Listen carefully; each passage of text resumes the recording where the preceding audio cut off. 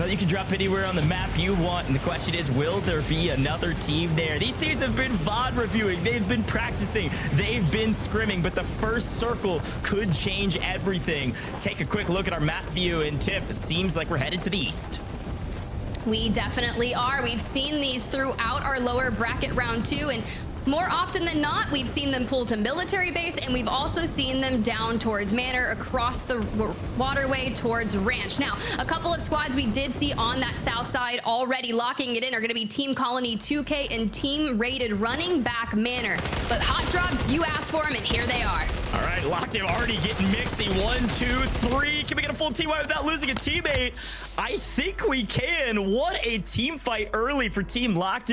This is a team a lot of people expected to do super well in the competition back in group stages. They struggled a bit. They dropped down. They've made their way here. But again, our team numbers are essentially the seeding going into this competition here for regional finals. So if you see a team at 34th, 35th, 36th, that means they barely made it through lower bracket round 2. Could be a massive underdog story. We'll see. Watch out for that squad. Yeah, Team Big Man on your screen. One of the teams coming back through lower round 2, looking for a chance to secure themselves a ticket towards land, but don't have any plates, a pistol, and, well, you've got Team UAVs just on the opposing side. Willie T to Magoo, not going to be far from him. When the team groups back up, shares those resources, maybe we can attempt to navigate this together. Yeah, gonna take this nice and slow if they don't have an advantage. I think the things that we've seen, we're constantly learning while we're watching the highest level of Warzone competition. You can do stuff in scrims, but at the end of the day, you've got to do it on main stage as well to prove that it works for you. And I think what we've noticed, Tiff, is that a lot of these teams, I don't think playing scared is the right way to put it, but a lot of these teams are a bit afraid of overextending. They don't want to be the first team to make a mistake in a true 3v3 fight, because when you do and you lose a player, it is so incredibly difficult to win a 2v3 gunfight in Warzone. Now, can it happen? Yes, it happens all the time. We've seen 1v3s even in customs from some of our top players. It's just so much more difficult, and the name of the game today is getting to land. So again, I'm going to reiterate it. I don't think a lot of people are going to contest SSD. It's just not worth it. You're just trying to get top 12. You really do have to. And honestly, I don't know if it's more scared per se, but conservative, right? A team that's getting into that early action, not playing conservative, would be the one on your squad. Sneely, sit rep, exact, coming in from that lower round 2 also. But when you've got this squad just able to get a loadout on the opposing side, but Sneely cannot get an angle. Rudy is doing such a good job holding. Yeah, Team 40. Ooh. Team 40 is your team that barely made it here. Quite literally, last spot to the grand finals here. Got exactly 20th in lower bracket round 2 and came from lower bracket round 1. Had a decent performance, but nothing super exciting from them. They just kind of squeaked in. I would love to see a lot more from them, especially in this gunfight. Sneely does have the advantage with high ground. His teammates a little bit pinched out to the far side, though, giving likely a lot of comms, which actually helps Sneely out a lot, providing some covering fire. I am betting on Team 31 for this gunfight, and I think Team 40 doing a lot of the same. They are trying to relocate and readjust this fight from a different angle. They did not like that angle.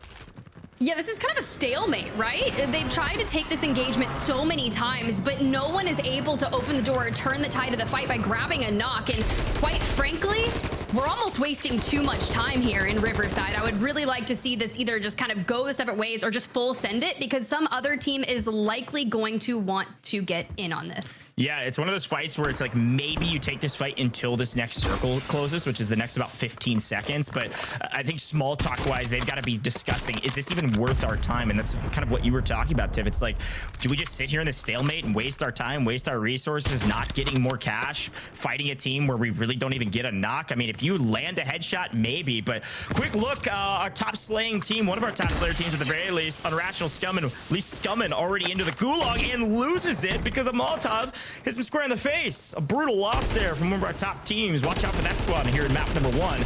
Quick look at the new circle, Tiff. Take a look at it. Oh, it's still shifting out towards the east. A lot of teams are going to be rotating from Lowtown into farms. trying to hit that rotation, but you've got Swish on the opposing side of Team Big Man, and you know that squad has had strokes of brilliance and shown that they are very formidable, but during some of the rounds where it mattered the most, they weren't able to lock it in. So knowing that they have to do everything that they can to get to land, would love to see them kind of lock it in here today. And you can already see them in hot pursuit, sending Team Big Man straight into Z colors.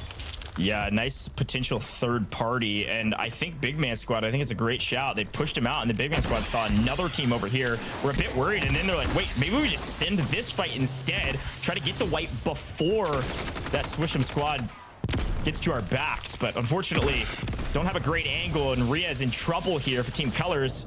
Up on top of high ground, but the other two come swarming in. This is about to be interesting to watch because you've got a sandwich coming in. Swish'em's team's already caught back up. Now it's a true third party, and Nico Infinite's actually going to get the pick. Swish'em's going to get the pick on Riaz up top, which just opens up the entire fight for Team Big Man to try to make a play. Yeah, this is tough. They need to get to cover. You can see the Dolphin dive for the reposition just across the way. We've already made it around that Team Z colors, knowing that Swish's team is mirroring them on the opposing side. It's just like, we're going to stick to the road. We're going to keep our distance and keep trying to look for picks. But back on over to this fight that's been going on for absolutely ever. But we said it. Someone was going to move straight into it. I see Devo, Vonbot already fully eliminated into the gulag. Opera House always has several teams in it, pretty much any given time. Devo tries to make a move on 1 HP in a dream, gonna have to outplay with smokes, tries to bait his opposition out. I think the opposition thought it was a true bait when frankly I think it was a bluff. Had no backup, was just trying to outplay his opponents, and now Knock goes for the res. Devo gets the cleanup. Devo is outplaying this Rudy squad by himself. It seems like Devo's got Shero potentially up above him and one floating as well now. Now Devo has the advantage. Where is Rudy? Rudy is running on the rooftops. What an interesting swing in this fight. I truly thought we were going to see the opposite occur. Rudy had a chance to take down Devo and then go back for the res. I wonder if that res timer is running out. Yeah, honestly, you can see that he's already disengaged. The call comes out from Devo. Shero Vonbot is like, hey, you guys are coming back in from the gulag. I've already taken control of the situation. Feel free to land, grab your stuff. We'll keep on moving from here. But Scummin, we last saw them in the gulag losing to Team Oreo. And, well, we got our numbers back up, and we kind of have to hit this rotation out of suburbs, right? It's pulling straight towards the east of Urzikstan. Yeah, there's always flanks. And you know who that's going to be? Team Picnic Basket. Yeah, a crazy flank here. What looked like a fairly free rotation from Scummin. They luckily do spot before the shots go out. And well, we asked if you're going to still see C4s. How about 1, 2, 3, 2 knocks with C4s and a couple bullets to clean this flank up and make it look like it wasn't even close. A disgusting full team wipe on a team that we expect to do fairly well today. That's Scripta Squad, either out to the lobby or at least to the gulag, as Scummin and Dongy continue to make that southern rotation up from suburbs. They're going to hang out on that bridge to rotate in as we check out another extremity of the map. This is coming out of military. Flank told me they always land here. Now they got a battle for position with Limax, Zeppa, and Levi, a team that flew to Canada to compete in the North American region. They live in Australia, but they're competing here in North America, here in the regional finals. Yeah, this team used to play alongside eBates, who is now a self-proclaimed yapper over on the pulse check, given all the analysis over there. So in comes Zeppa, and it's been really interesting to follow their journey. But you've got Team Blast on the opposing side. More C4s going out. That one doesn't connect. Let's try again. Still a no. But even with the streaks kind of pushing back Team Blast, Levi, I love what we're trying to do here on this fence line. Look for an angle and really just try to isolate flanked. There was a moment there you saw Team 1 off into the corner. That's SSD. They thought about this fight for a second and they made the call to just go ahead and rotate the circle. Both of these teams kind of chalking their rotation. Both going to come in late. Whoever wins it seems like Levi's quickly going to win this. Is flanked all by himself, is now just running for his life. And who will he run into? Probably SSD if he doesn't get tracked down by Levi. Great shots to break. So close. One more bullet in a dream, and that's a full team wipe, and not quite. Flanked, able to just barely get out. And now Limax, Zeppa, Levi getting the redeploy drone, likely to get back into the circle. If there is one over here, they've got a long way to go. Yeah, this rotation's going to be tough, and we already saw one get finished off by an opposing squad that was not who they were working with. It was Team Jowo. So Jowo, Breadman, and Foreign Jace are going to be in a nearby vicinity. But let's check in here with Nate Dogg, Destroy, and Raul. Only 2 up. Destroy fully eliminated, but we just got to keep Mayapo at bay. Prospect in the distance. My question is, where's Rated? This is one of those teams, by the way, that is like insanely hot or cold. They're either dominating the performance and you're hearing Destroy and watching him dance on stream after he gets a kill, or they're in a total blender. So one of those teams that maybe consistency is certainly going to be key for today. And with Destroy already down, seems like they're in a bit of a blender early. Reminder, point multipliers, you're truthfully looking for at least top 20, that's 1.4x, but top 10 as Funzy gets torn apart by Raul is what you're going for. There's still 31 teams alive as we're starting to close this third circle, and I'm sure a lot of these teams has those advanced UAVs up after spending all their money at then in that fire sale. Yeah, do love that you get the fire sale as the only public event here in the World Series of Warzone occurring at the beginning of Circle 3. But let's check in with Slide, J-Tech, and Beam Arc. We haven't seen too much for them yet here in map number 1, and that's totally okay because we get a nice update on where that circle is pulling. And granted, because it is still shifting so far to the east, there's a good chance that's why we didn't see a lot of action. But there's a big knock in that kill feed. Soka knocking Tommy. Yeah, you can see it in that quick map view. They had rotated in early, got kind of to the upper edge of farms in some of those like kind of apartment areas up there, and they're just holding the rest of these teams that are coming in late. Early rotation certainly key. This squad though is nearly dead center of farms. They're right on the edge of some of these structures or along this kind of almost like a neighborhood area on the outskirts of farms that they can just hold for a while. The question is, how many kills do they have? So we're gonna check back in on the team holding, the team at the top, the team we expect to win. In a bit of trouble, but great team chemistry keeps the Soka alive. Shifty and Biffle get a couple rips and get a knock. But an answer back from Obs. Bad COD timing. They get the trade. Overall, a successful win here for Masoka as they likely clean this up. No! I spoke okay, Teeny. What in the world? A crazy play from Teeny rips them down, and all of a sudden, SSD is in trouble. Tommy in the gulag alongside Obs. Teeny's not going to have that gulag available to him, so we'll have to check in with that. But for now, this is going to be a big one needed against Breadman, who can get really shifty, loves to hit the zip, takes it and beats Tommy out by just a second. Was he trying to follow him up to kill him? Like, what do we mean here? That is wild. The zipline is just so different from the flag. You can almost bait the flag out, but if you try to bait the zipline out and they smoke it and you can't track in time, they can get out of there without you being able to answer back. And that's exactly what happened there for Tommy. That was a wild instance. And well, SSD looks thin, but they are back on their feet and all of their loot back in hand. They are right back into the mix. An opportunity to take out a top squad, apparently not executed on. Close though. Great effort from Teeny as we continue to swing around. Former Challengers player Oreo trying to go big here and prove that they deserve to be here all the while. Work their way up through the losers bracket, lower bracket rather, and have a chance here on main stage here in the regional finals.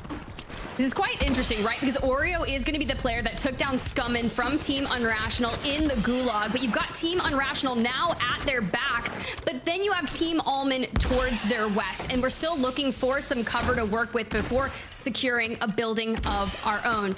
Goldface, Allman, Noobs on the roof here at Bazaar, still keeping pressure onto Oreo, but now you've got Destroy, Raul, and Nate Dogg back up to a 3-stack, moving on in.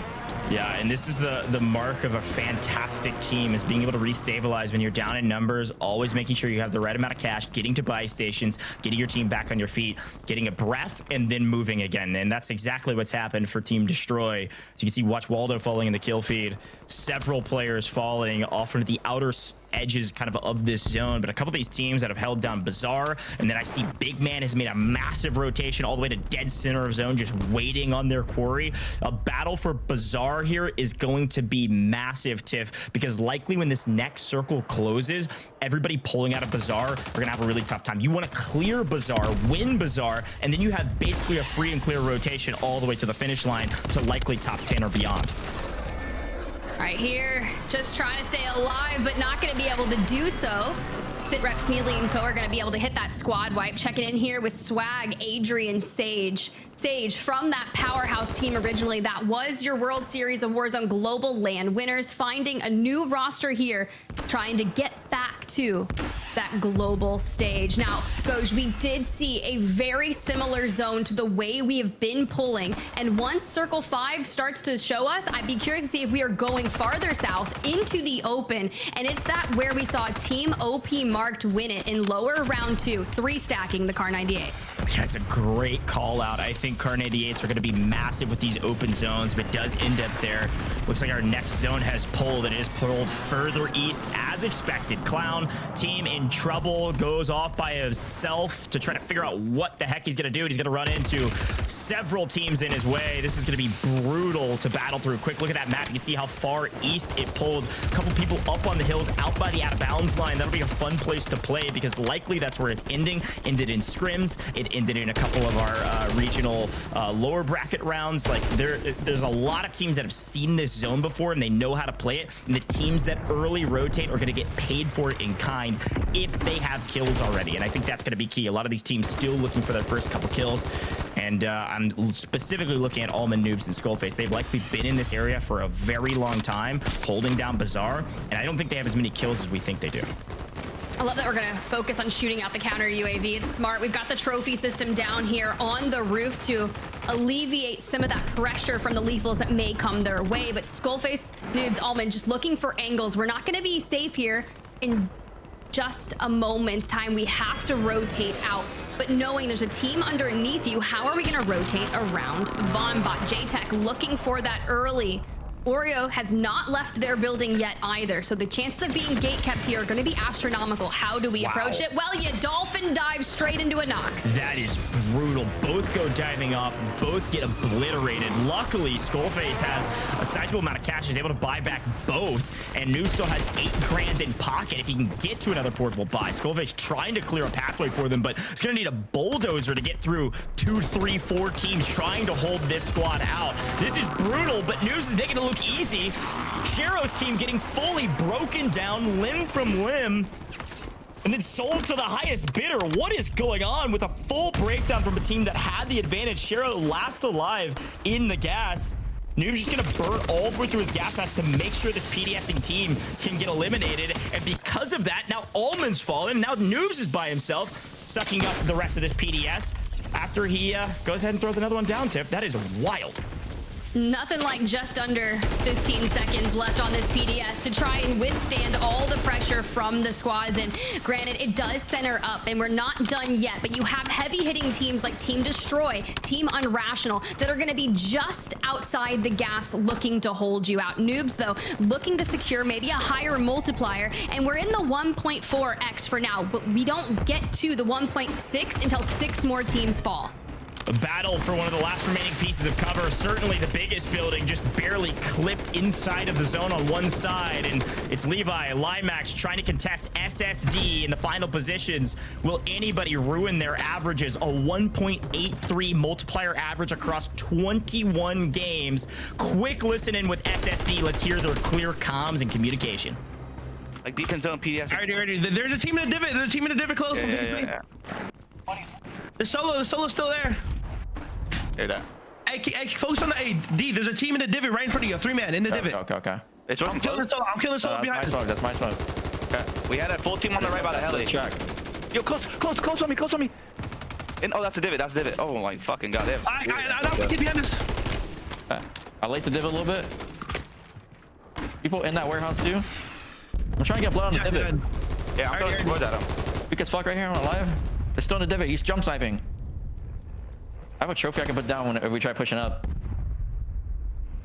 Hey, the divot's going more left. The divot looks like All right, so they're already calling out that a team is going more left. They've got the trophy to play if they need to, but still trying to hold angles onto Super Ev. Now, that's that squad we highlighted right before drop number 1. They got second in the original upper bracket for NA. Now, into the finals, almost in the 1.8x multiplier, which would be on par with the average that Team Falcons has been able to maintain.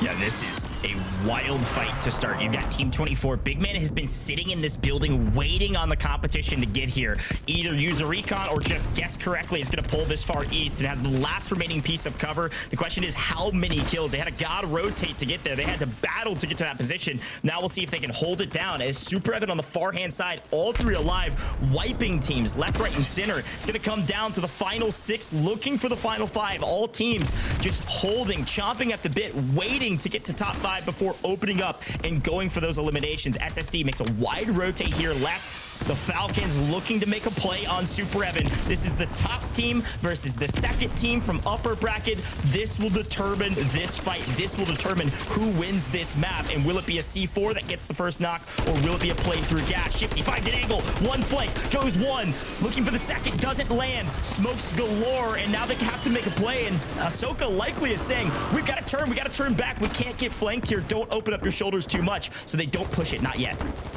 Yeah, but no one's going to be able to cross that open space to chow them. But the fact that they keep those smokes down, they keep those C4s expended, that just allows them to isolate even further. And now using this mound for cover as Super Ev's team has backed away into the stable, but we're still keeping pressure to Team Big Man. How is this even occurring? Shifty and Co have to wipe Super Evan, but Big Man's going to look to third party.